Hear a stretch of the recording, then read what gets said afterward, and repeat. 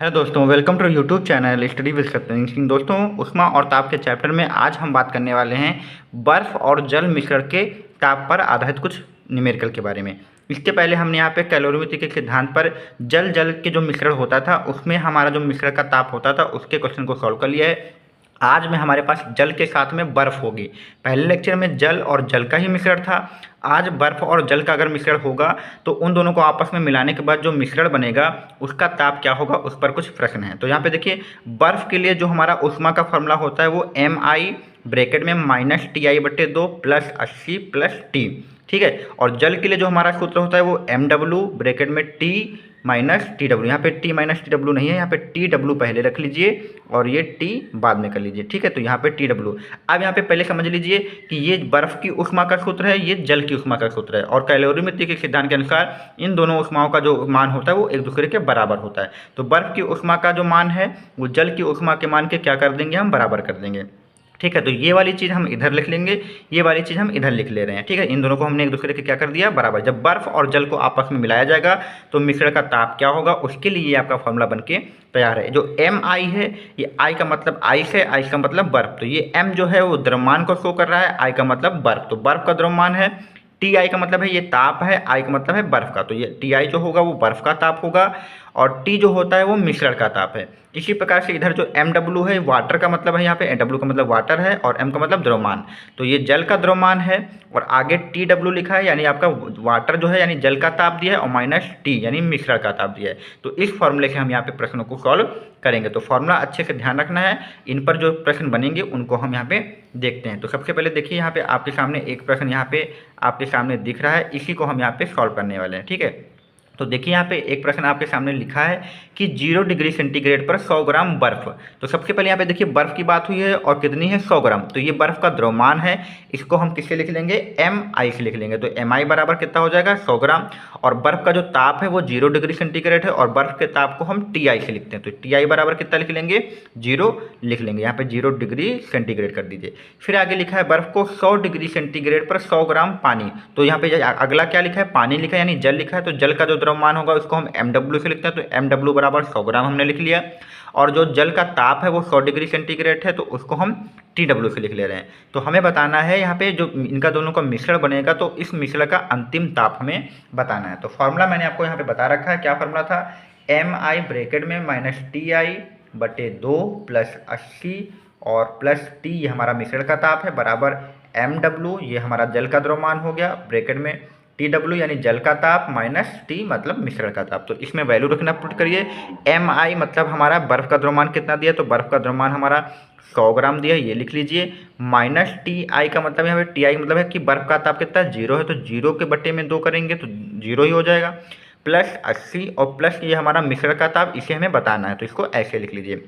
mw हमारा जल का द्रव्यमान है, तो जल का द्रव्यमान भी हमारा 100 ग्राम है। और Tw हमारा जल का ताप है, तो जल का ताप कितना हमारा है, यहाँ पे 100 है, और -T यानी मिश्रण का ताप। तो ये चीज़ तो 0 हो जाएगी। और देखिए यहाँ पे इधर भी 100 बाहर है ब्रैकेट के, इधर भी बाहर 100 के है, तो ये जो 100 है कॉमन, इधर का कॉमन कट जाएगा।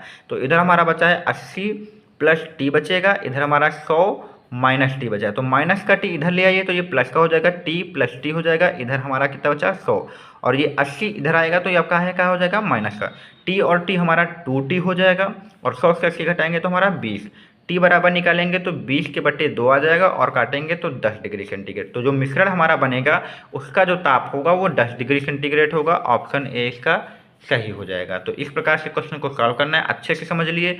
एक और क्वेश्चन मैं आपको यहाँ पे बताने वाला हूँ, अगर कोई भी डाउट है तो हम नेक्स्ट क्वेश्चन में इसको क्लियर करने की कोशिश करेंगे।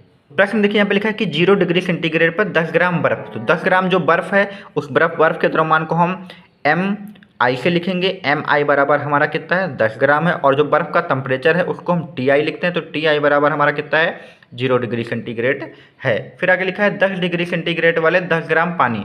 तो पानी का जो द्रव्यमान होता है उसको हम mw से लिखते हैं। तो mw बराबर हमारा कितना हो जाएगा, 10 ग्राम हो जाएगा, और पानी का जो टेम्परेचर है उसको Tw से लिखते हैं। तो Tw हमारा 10 डिग्री सेंटीग्रेड दिया है, ठीक है। अब हमें क्या करना है, इन दोनों को आपस में मिलाया गया तो मिश्रण का ताप मतलब हमें वही T बताना है। अब ध्यान रखना, कभी कभी प्रश्न में आपको 0 डिग्री सेंटीग्रेड पर दे सकते हैं, जैसे -4 डिग्री सेंटीग्रेड दे जाए, तो Ti का मान जो आप लेंगे वो -4 लेंगे, और फॉर्मूले में भी माइनस होता है, तो वो माइनस क्या हो जाएगा, प्लस हो जाएगा। तो वो बात भी आपको ध्यान रखना है। हम एक क्वेश्चन और करेंगे, उसमें हम आपको यहाँ पे वो चीज़ क्लियर कर देंगे। ठीक है, तो यहाँ पे चलिए हम यहाँ पे फार्मूला लगाते हैं। तो हमारा फार्मूला है एम आई ब्रैकेट में माइनस टी आई बटे 2 प्लस 80 प्लस टी, और ब्रैकेट में इधर हमारा एम डब्लू, ब्रैकेट में टी डब्लू माइनस का हमारा टी। तो एम आई की वैल्यू 10 ग्राम है तो 10 रखेंगे।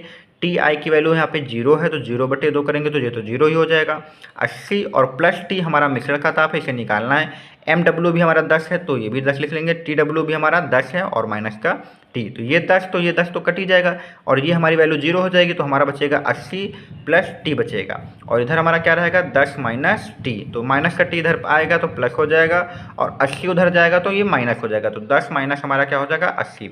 टी और टी जोड़ेंगे तो 2t हो जाएगा, और 2t बराबर माइनस का 70, और t बराबर निकालेंगे तो माइनस का 70 के बटे क्या हो जाएगा 2, और 2 को 70 से डिवाइड करेंगे तो माइनस का 35 डिग्री सेंटीग्रेड यहाँ पर आ रहा है। ठीक है, अब यहाँ पे देखिए ऑप्शन में आपको माइनस 35 डिग्री सेंटीग्रेड मिलेगा, लेकिन कभी भी जो टेम्परेचर अगर आपका बर्फ़ जो होगी वो हमेशा बर्फ़ जो होगी 0 डिग्री सेंटीग्रेड पे। तो जब भी आपका कोई आंसर माइनस में आए तो उस टेम्परेचर को आपको खाली क्या करना है 0 डिग्री सेंटीग्रेड ही लिखना है, क्योंकि माइनस में यहाँ पर मिश्रण का तापमान होगा ही नहीं, क्योंकि जो आपकी होगी वो बर्फ़ ही रहेगी।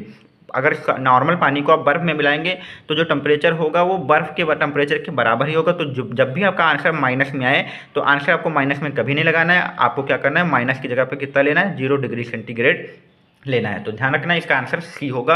काफ़ी इंपॉर्टेंट क्वेश्चन है, अच्छे से इसको ध्यान रखना है। ठीक है, तो इसी के साथ हमने यहाँ पे 2 क्वेश्चन आप काफ़ी इंपॉर्टेंट है क्लियर कर लिए। अगला क्वेश्चन मैं आपको नहीं बता पा रहा हूँ, लेकिन यार ध्यान रखना अगर आपका माइनस में टेम्परेचर बर्फ़ का दिया है तो वो आप माइनस की वैल्यू यहाँ पे पुट कर दीजिएगा। ठीक है, तो ये 2 क्वेश्चन आपके काफ़ी इंपॉर्टेंट थे, इनको समझ लीजिए, काफ़ी आपके काम आएंगे जो आपके गवर्नमेंट एग्जाम के एग्जाम होंगे उनके लिए।